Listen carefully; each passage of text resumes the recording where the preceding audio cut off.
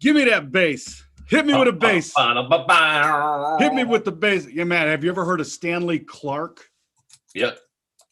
Great bass. You know, not a lot of bands have the bassist as the front man, but Stanley Clarke. If you never heard of Stanley Clarke, I'm talking old school here. We got to be talking 70s. School Days was his breakout album. Stanley Clarke, School Days. You should have brought us I've been in the days most of my life, Matt. You should have brought us in with some Stanley. Stanley Clarke. We're going to do that next week. We'll bring it in with a little Stanley. Right. Matt, this hot off the presses, and I'm not sure what press this was from. Dark sense of humor can be dementia warning sign. When I saw it, Matt, there's my HFR blue check mark. Well, then I've started this in the 3rd grade, Matt. Well, I don't think you have a dark sense of humor. I think you have a real funny sense of humor. I think the dark sense of humor is in the White House, and you see it. So yeah, okay. By that standard, yes, sure. Uncle Joe, I gotta tell you, if Uncle Joe was at a barbecue, all the cousins would be saying, "What the fuck is going on with Uncle Joe?" Like, I can't believe Aunt Molly hasn't done something yet. I mean, it's critically brutal. Anyway, dark sense of humor. I do like the dark side sometimes, Matthew. Sometimes. Let's move on because you can't set up reality better than that headline, right? Because hold on. First of all, China, speaking of dark senses of humor, China play criticized for literally throwing actors to the wolves. I don't particularly have a problem with this, throwing actors to the wolves. In fact, after I watched the movie Ex Machina or Ex Machina, I thought to myself, what a great world it is going to be when there's no actors. They're just AI robots. They don't need a trailer. The actor doesn't get to voice their fucking political opinion about this, that, or the other. Either way. Well, they've kind of had live wolves here attacking the performers. I mean, true kabuki theater. It posted 433 million views on Chinese media platform Weibo. It doesn't get better than that. And then, the dark humor or cynicism, you can't script this.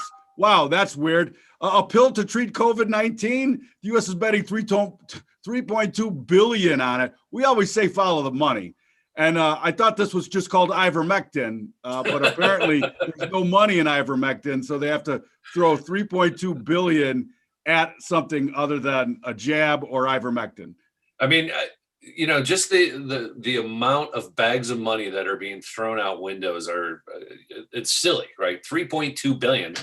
Like, that's a small number today in this administration.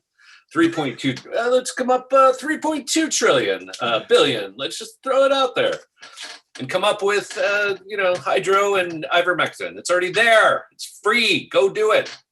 All right, here we go. Back on the dark side, single family rental homes nearing 45%. We talked about this over the past couple of days. We talked about it with Ben Hunt, Epsilon Theory, and then Pomp from the Twitter sphere and a crypto guy, Anthony Pompliano, responding to this. The government is not coming to save you. And this was an opinion piece from Michael Bloomberg's publication and portal to mainstream democratic society. Listen, the Build Back Better effort had its time, and it's quietly become mainstream now. It's quietly becoming mainstream, and people. Yeah, I mean, read this headline: America should become a nation of renters. There's nothing that is more detrimental to the long-term growth of wealth for a family than to own stuff, especially assets that are rock solid and usually perform fairly well over time. I mean, this whole narrative just fucking blows me away. Yeah. We all grew up thinking like the best store of value you could have was to own a property for 30 years. Right. Your own home. I mean, you pay it off, and then you have this to pass on. Even if your kids don't move back into the house, and you have this giant asset that you've paid off over your lifetime. And by the way, gotten the tax benefit of the mortgage write-off. We talked about that because, and I tweeted back to Pomp, like, that's the nail in the coffin for this thing. That mortgage deduction. I want to know what's being talked about in closed circles in Washington, D.C. about that. Yeah, I mean, it's, and again, this is the thing. You will own nothing and love it and like it. It's not, folks, this isn't going to work. Like, this whole push from, Germany, from Klaus Schwab is just failing. And this is the desperate attempts, right? These little stupid one-off opinion pieces that are, they're trying to get them to go mainstream and see, do it that way, right? And it's just failing. It's pure propaganda. It's going to fail. Fine. Blackstone owns a shit pile of houses. They can make money doing it. Now they're going to compete with all the rental, REITs out there. Okay. There's options. There's a lot of options, but right now, the way it stands, there still is that mortgage deduction. Like, literally, the government would have to come out tomorrow. And if they did this, the price of all this real estate would get cut in 80%. So be careful what you wish for. Like, if you really want this, the real estate's not going to be worth what it is today. So if you do that, then it's going to, and what it ends up doing, Bob, to your point, without like investment in your own communities, and this goes for anything. If people that own the houses don't really care about them, they just want the payment, then the neighborhood goes to shit, right? That's just what happens. So if you're not careful with who you're lending to and how they're paying for it, then, and you take away mortgage deductions, it cuts both ways. Like, the investor's not going to even do it. And, and the retail guy is going to be like, I'm not going to pay these kind of prices. So lower your prices. I mean, it's just not going to happen. It just blows me away. I mean, it's that you can't argue the fact that building generational wealth for a long time has been that exact vehicle, home ownership. Yeah. I don't know, Matt. Here's another headline. This is from a couple of days ago, but I want to circle back to this. Jen Paskey, nuanced drink. To your point, drink. China's campaign to control commodities goes into overdrive. And when I read the article, a lot of the push was to remove the speculator, especially the Asians love to gamble to begin with, and there's a lot of speculation going on in commodity markets. So maybe the sell-off was a much bigger drive by Chinese firms to remove that speculation from it. The thing that I find interesting about it, though, is at the end of the day, the speculator is the one that steps in and stops the exponential growth of prices. And when gold went to 150, at the forensics after that was all the speculators were short for the last $30 of that rally. Right. If you don't have the don't bet, what happens? So here's my thought. Here's my thought on this. And at the end of the day, the speculator really doesn't have anything to do for the cash market delivery of a commodity. If crude oil stocks plummet, right, and the market gets extremely tight, the speculator isn't going to say, I'm not going to fill my car. You are, me and you are. And that's all there is to it. So if there is a giant need and demand is through the roof and supply is not there for anything, I don't care what commodity you're talking about. At the end of the day, the supply and demand works its way, whether the speculator's there or not. And it has been proven time and time again that the speculator is actually a net positive for this, not a net negative. And I wanted to share. And it's because of the liquidity. I mean, they provide exactly. Let me share this when I can. And I'm going to share this article of it's a graphic from this morning from BM. What are they? BAMWXCOM. I don't know. Anyway, this is the drought monitor currently. Major dryer change from 6 hours ago. My point going back to this commodity cycle. If the beans sold off because there was a lot of speculative longs that were forced out of the market, at the end of the day, if there's a drought, right, the price of corn and beans and wheat It's going back up. And it's not going to be because of the speculator. It's going to be because Kellogg's needs to make cereal. You know what I mean? Yeah. I mean, the picture is perfect for the analysis. Why don't you jump in and let's look at the long-term chart. Sure. Take your pick, Matt. Grain du jour. I'm going to look at the beans, Bob, because they were the one that they were the ones we discussed yesterday, and really the most violent move happened with the beans yesterday. So let's talk a little bit about beanos. And we traded down to 1288, and I said, 1400 goes, which was the kind of point of control, and it gapped below it yesterday. Watch out. And we ran down really hard. I mean, we basically opened it around 1400 and we went right to 1288. We closed on the lows, and today it's gap up and go back and fill. But guess what? Guess where we're trading? 61 is right where this bottom was here. So, and we're just right back into the meat of the profile. So to your point, if I'm not looking at weather charts, I'm just looking at price charts here, and I'm not looking at commodity super cycles and thinking about all that. I'm just looking at price. Well, I got to be a seller if we get back to 1400 right now. And I'm wrong if it gets back and fills, basically this 1400 to 1440, fill that gap. Probably might be, the way when I look at charts like this, might be all you get. And unless it can get back above that 1440 and then roll back over, this is a bearish chart, plain and simple. All right, and I love that because, yeah, at the end of the day, it doesn't matter. And again, I don't trade stories though. I don't trade stories. Well, my point is that the story will eventually play out. The it supply will, and demand for but it will also in price, and it doesn't show it today. Okay. All right. Beautiful. Yeah. And what do you have around? 12? I have a hard time when things fall like this, like through the freaking bottom of the floor. I won't buy until they settle out. It takes time. Now, if we spend 3 months and don't go below 1288, then maybe I'm interested. But day one, no, hell no. I mean, we're so far from me being wanting to be long these grains and these moves right now. It's the same in gold. It's the same in silver. They all got wrecked. They got wrecked, and you'll get bounces back. But that's a dangerous game, playing catch a knife and see if you can not get stabbed. Right on. Really dangerous game. All right. There's a lot better. I wanted to jump. What else you got?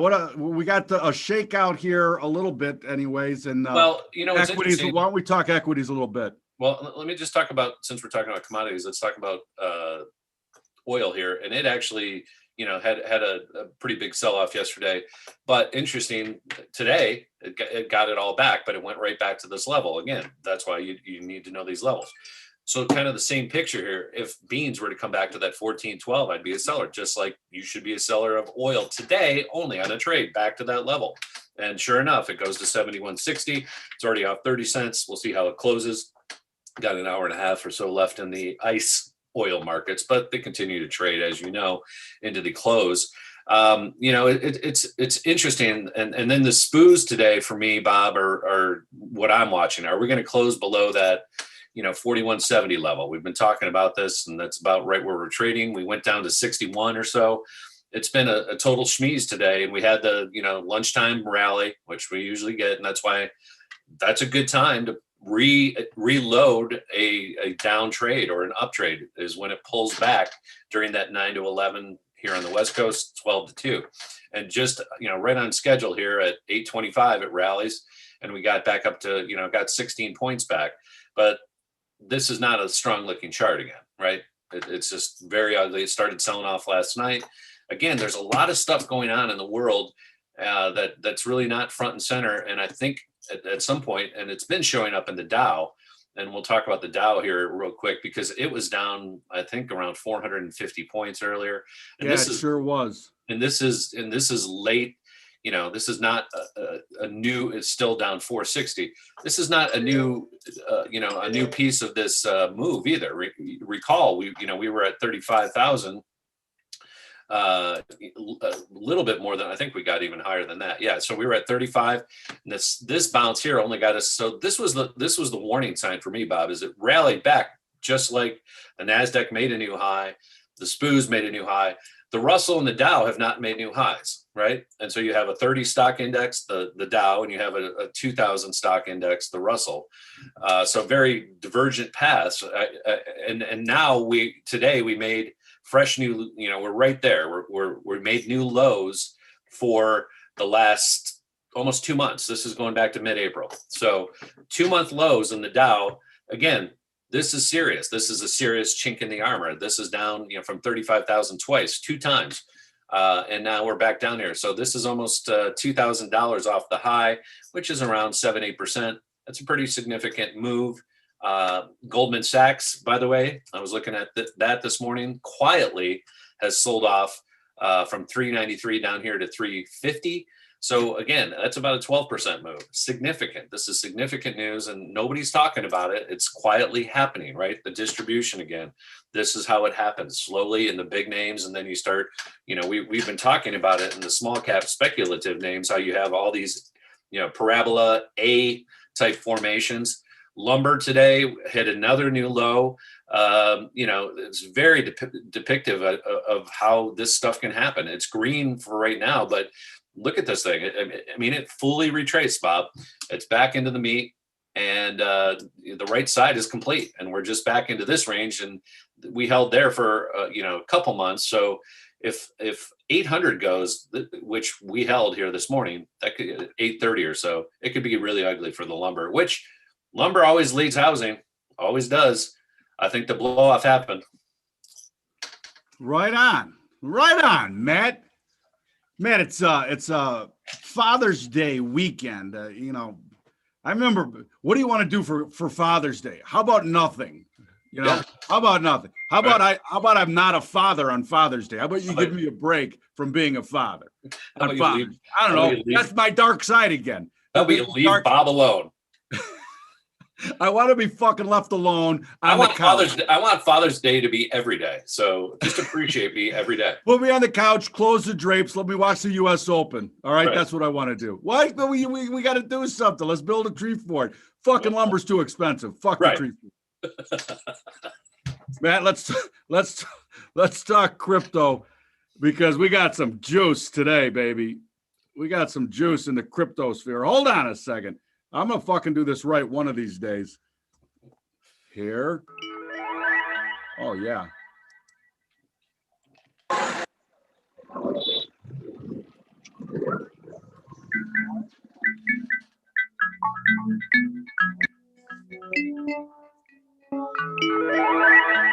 We got crypto after dark. Matt, we've been talking about it for weeks and months now. We did a pretty damn good job calling the top in crypto, in the crypto sphere. We did a pretty good job of talking about if Bitcoin goes, how can the alts possibly be better than Big Daddy? Speaking of Father's Day, the father of crypto, Bitcoin, like if it's taking it on the chin, like, well, how's everything else going to be rosy? I love this tweet from the crypto dog. The chicken game. In so many cryptos, it's a game of chicken. And hot potato, who gets held, who's left at the table holding the bag when the bottom's gone and you lift it up and you can't believe the fucking bag's empty.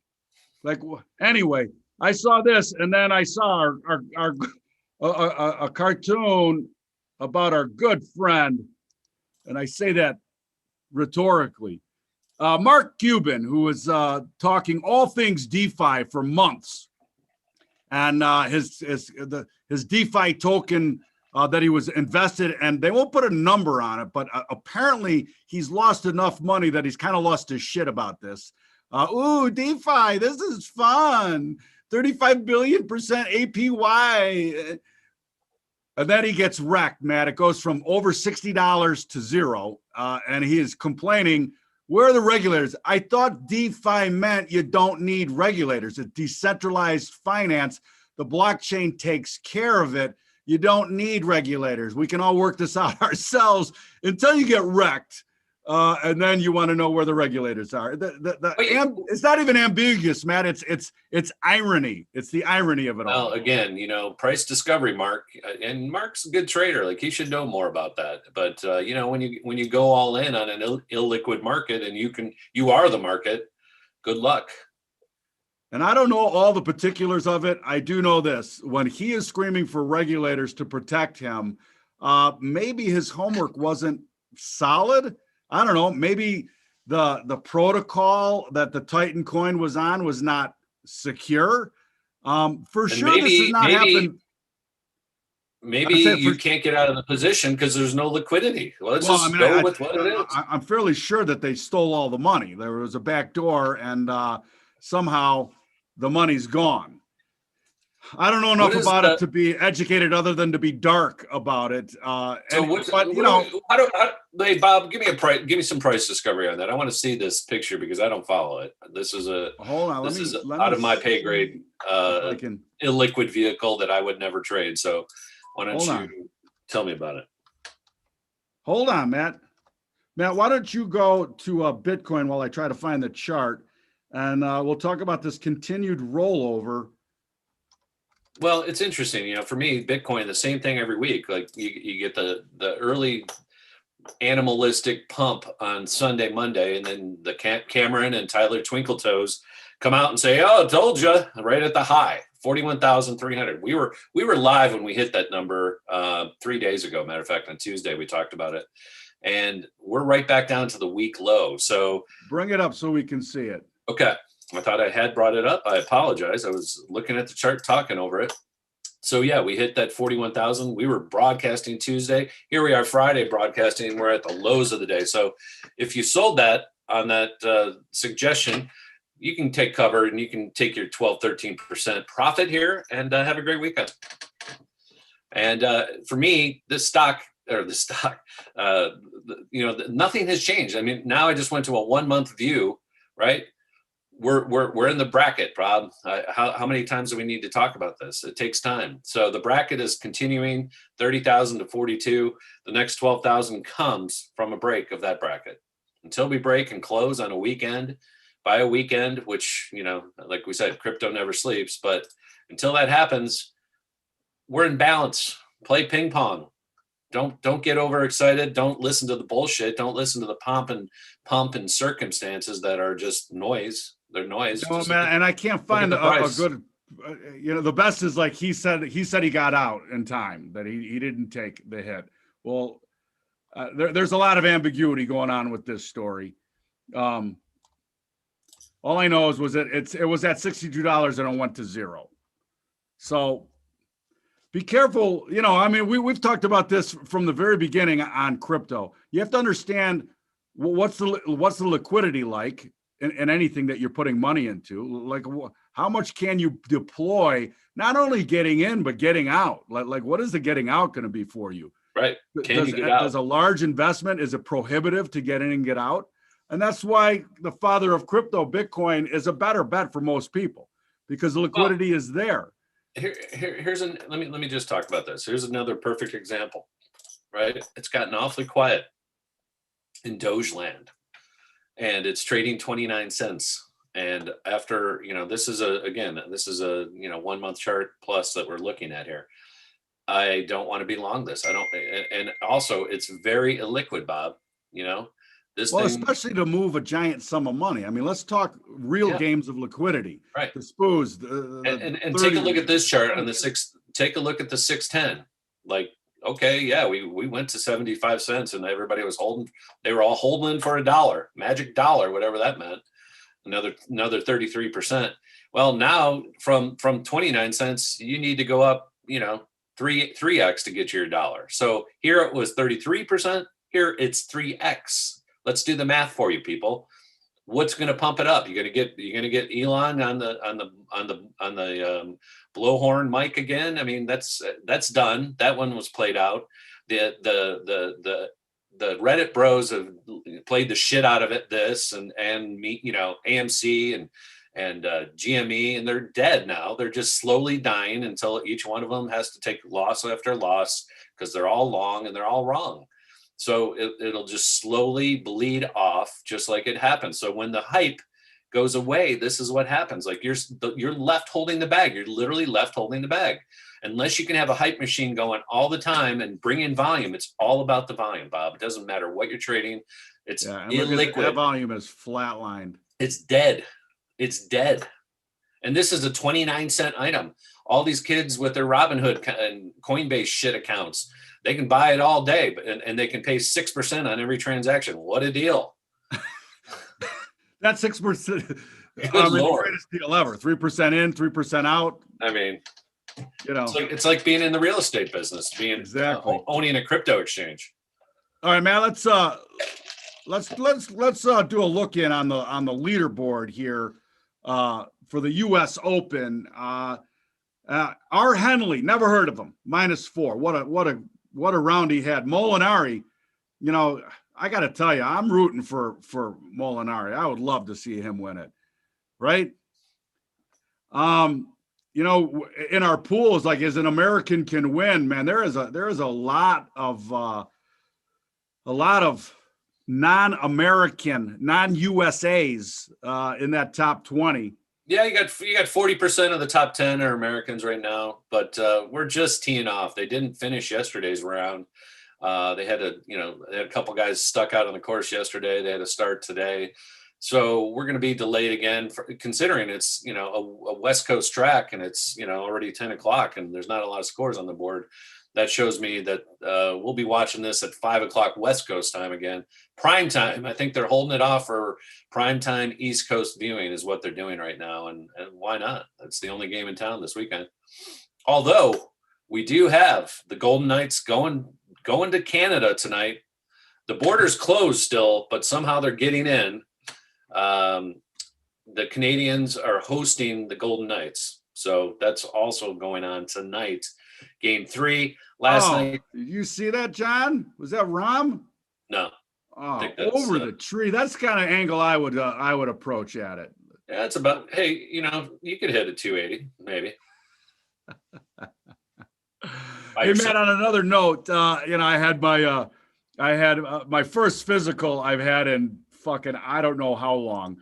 And speaking of the dark side, of course. Did they tell you you're going to die? Because you are. I am going to die, yeah. But not without a solid effort by mainstream medical to get me on 3 prescription drugs before I do. And you got to appreciate the push that they have. Yeah. Let's get the prescription. Let me get my pad out and start writing prescriptions because we need some annuity money. Anyway, a story for another day. Matt, happy Father's Day again. It's Father's Day week. Make fathers great again. I saw another tweet, and there's a website, and it's called bigfamilypledge.com. And they're trying to become like a PAC, a think tank for protecting it's the American Principles Project to lobby for families. Matt, I think that's a great idea, especially coming into Father's Day weekend. Make fatherhood great again. How about that? I know you're a great father, Matt, and it's appreciated for sure. Happy Father's Day. Happy Father's Day, Bobby. You are a great father yourself, and we need to encourage other men to be great fathers, because that is, and we talk about this all the time. I think it's one of the biggest issues. That to me is one of the biggest issues in our country is the fragmentation, the brokenness of the family, and then henceforth the community. Without fathers, without mothers involved, and it's both of them, you're not going to have a good community. Yeah, I mean the family unit. You don't have to look far for the data to confirm how important. And I'm not going to say that. I'm not going to say birthing people. It's women have babies, women have vaginas, and women have periods, and they have babies. They are women, and they are not birthing people. Whoa, man. Yeah. All right, Matt. Happy Father's Day. Please join us at marketfunnels.io. Cancel me. I have no sponsors. Cancel me. Yeah, exactly. Currently looking for sponsors from any previously woke organization. Anyway, have a great weekend, Matt. We'll talk soon. All right. You too, Bobby.